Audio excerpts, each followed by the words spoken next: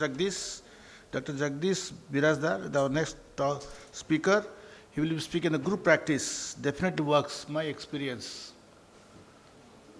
So it's a session of all the mixture of several types of topics. Please proceed. Good evening, everybody. First of all, I would like to thank the scientific committee for giving me this opportunity. Let me introduce myself. I am Dr. Jagadish, practicing in Solapur since last 24 years. I am a solo practitioner, but still today, I am going to talk on group practice definitely works, my experience. You may be surprised to see a solo practitioner talking about the group practice. Yes, I am definitely involved in a group practice. I will tell you how.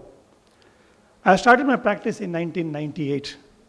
It took me almost 5 to 6 years to get settled myself. Later on, I realized that ophthalmy is one of the fastest developing branch. And to cope up with the newer technologies and newer instrumentation, it was becoming difficult for me. When I expressed myself in front of my friends, I realized that they were also traveling through the same boat.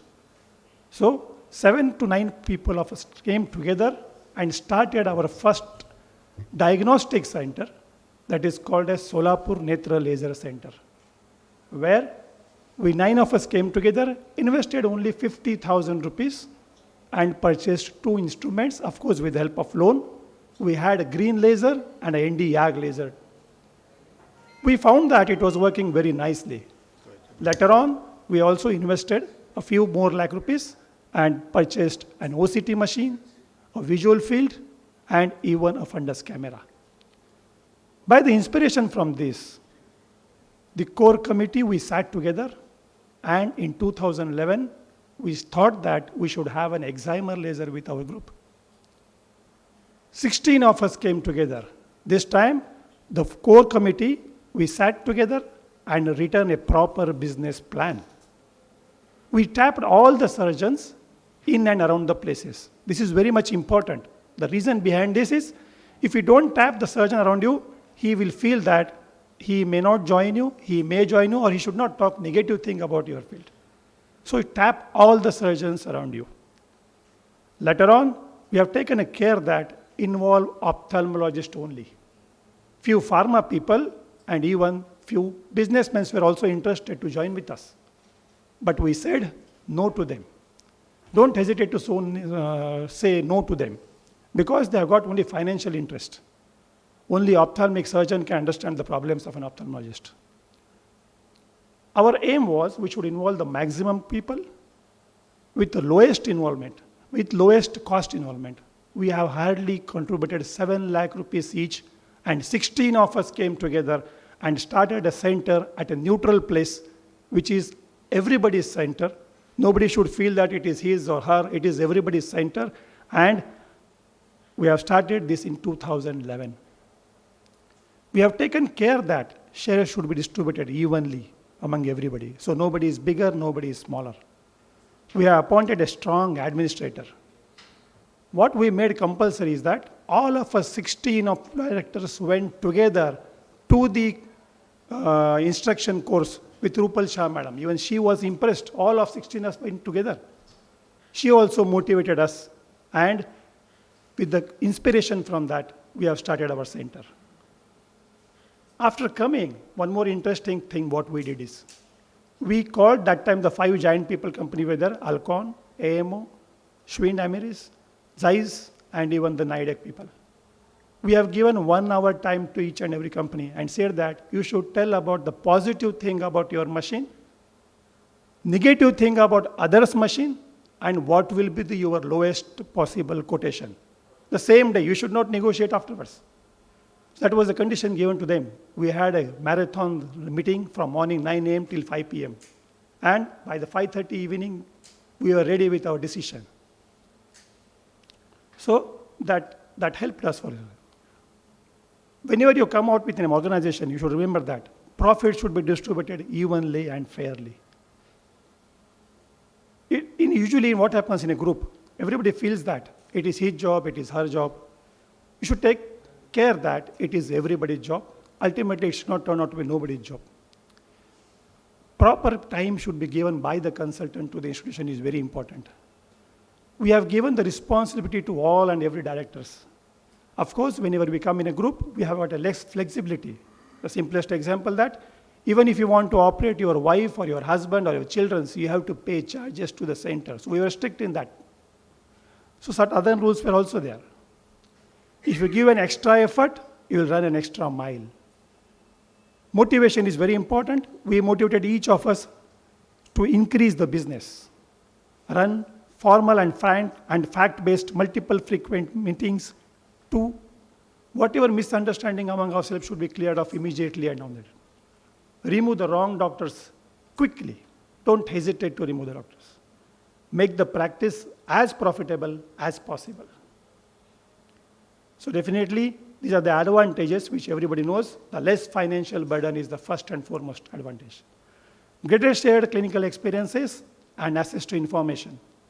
Greater access to more patients because all 16 of us were acting as a brand ambassador, so we did not have to advertise for ourselves. Then definitely, we all doctors have a sufficient time to plan our holidays and even vacations and even also emergency schedules. So ultimately, comprehensive eye health care can be given under one roof. It was the most commonest advantage. So instead of buying a smaller instrument, we can have an higher-end instruments like this.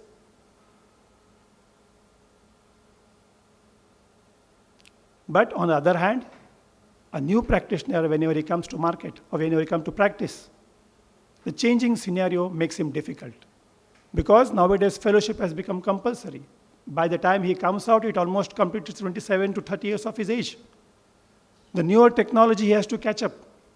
He practices in institution. From there, when he comes, he has to invest that much amount what he has seen in the institutions. It becomes very difficult for him. Practice pattern is also changing. Even patient's profile is also changing. People are ready to pay, but they want the highest and best technology for them. Even doctors have changed their lifestyle nowadays. They want a leisure time and family time, especially after COVID.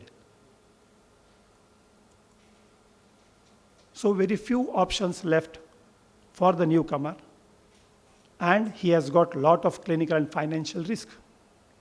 He has limited resources under control. He has to assess the market and analyze the market. And he should find a balance between the average income and the lifestyle. So ultimately left out with either private practice, group practice, or should join an institution, either government or non-government, either join a corporate hospital, charity, or overseas jobs. A lion may be the king, like solo practitioner may be the king, but he may roar. But when many bulls come together, they can even,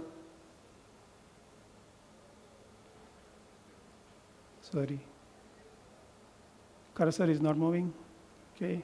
When many bulls come together, they can make the lion run away. So you can always think that group practice definitely works. It's my experience. Thank you very much. Excellent presentation. I have a question. How do you identify wrong doctors and what are the words you use to remove them? See, whenever you're working in that area, you must be knowing that that person is a troublesome person. Usually we can analyze by his behavior and everything. It happened initially with us also. I know you should avoid that person from the beginning only. Even if you wanted to join, some points you should find out so that he will not be in the group. So identifying such person is really an intelligent job. For this, we require the senior most person also, who can handle the situation. So our group was a mixed group, where juniors were there and seniors were also there. One senior most person in that area is must to handle such situations. He can control once you have this kind, first thing you should have an memorandum of understanding. Yes, sir. We had a memorandum of understanding. And that should also state what are the exit policies. Yes, yes. Because it's very important that if you don't specify the exit policy, yes, then he might expect, because he has also invested into your project. Yes, sir. So what are the exit policies, and there should also be a way how you can involve newer person into So because now your center is established, so how do you attract a newer talent into your group? Do you have that policy? Yes, sir. We have that policy also. But of course, initial when we have started, we have invested only 7 lakh. But for him, it will be 10 to 11 lakhs. Because initially he has not taken the risk of taking or joining into the institution. So some benefits has to be given to the person who has joined that time. Any fresher newcomer comes, we support him. We take a monumental deposit amount initially. Initial, whatever cases he handles, we stand next to him. And once he becomes confident, we take the total amount and then allow him to. Yeah, that's another, brings to another point that if I can't handle the diagnostic part, or if I can't analyze what is there, or I as a practicing different specialty, I don't do LASIK and I ask you to do LASIK, what will be the See what we have financial- done, sir, because we have only invested 7 lakh rupees. 30%, we have created a company. 30% of the amount goes to the consultant who brings the case and does the case, everything like that. 70% goes to the company. So what in that 30% also we made it, 10% goes to the operating surgeon, 10% goes to the person who brings the patient, and 10% in a common pool. Like even if a newcomer, he doesn't operate, but he should get some money out of it.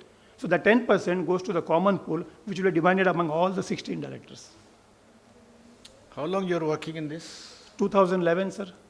And for the others, for first center, that is. Okay, thank you, Dr. Thank you, thank Biras. you. I think you have done a wonderful job and you have given eye opener to all